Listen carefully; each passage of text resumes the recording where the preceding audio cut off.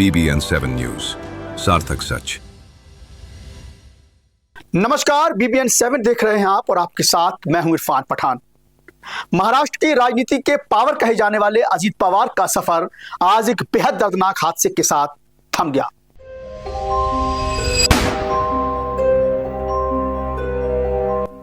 बारामती की जिस धरती को उन्होंने सींचा, आज उसी माटी पर हुए एक विमान हादसे में उनकी दुखद मृत्यु हो गई।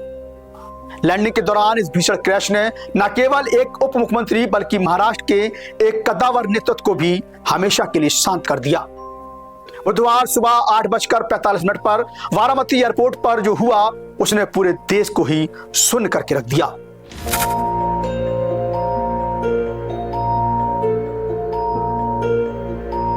महाराष्ट्र की राजनीति का एक बड़ा स्तंभ आज ढह गया है।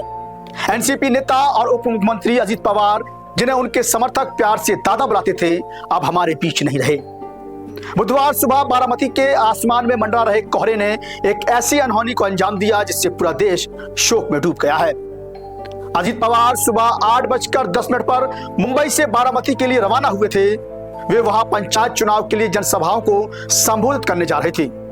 करीब 45 मिनट के सफर के बाद सुबह 8:45 पर पायलट ने बारामती एयरपोर्ट पर लैंडिंग की पहली कोशिश की, लेकिन विजुअलिटी बेहद कम होने के कारण पहली कोशिश नाकाम रही और पायलट विमान को दोबारा ऊंचाई पर ले गया। दूसरी कोशिश के दौरान विमान रनवे 11 पर उतरने ही वाला था कि अचानक वह अनियंत्रित होकर फिसल गया। चश्मदीदों के मुताबिक विमान जमीन से टकराते ही आग की लपटों में घिर गया। उसमें एक के बाद एक कई धमाके हुए। इस भीषण हादसे में 66 वर्षीय अजीत पवार, उनके निजी सुरक्षाकर्मी, एक अटेंडेंट और 2 पायलट सुमित कपूर व सांबी पाठक की भी मौके पर मौत हो गई। हादसे की सूचना मिलते ही बारामती में कोहरा मच गया।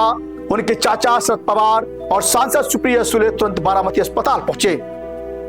मुख्यमंत्री देवेंद्र फडणवीस ने भी इस घटना को अपूर्णीय क्षति बताते हुए राज्य में 3 दिनों के शोक का ऐलान कर दिया। प्रधानमंत्री मोदी और राहुल गांधी सहित तमाम नेताओं ने भी इस दुखद घटना पर अपना शोक जताया है। अजीत पवार महाराष्ट्र की राजनीति के पावर सेंटर माने जाते थे।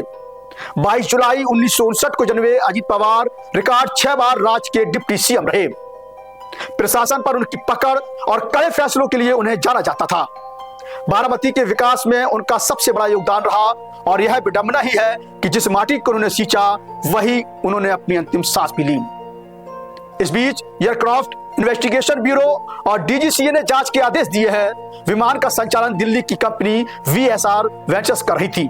हालांकि कंपनी ने तकनीकी खामी से इनकार किया है, लेकिन खराब मौसम और लैंडिंग के वक्त की परिस्थितियों की भी सघन जांच की जा रही है।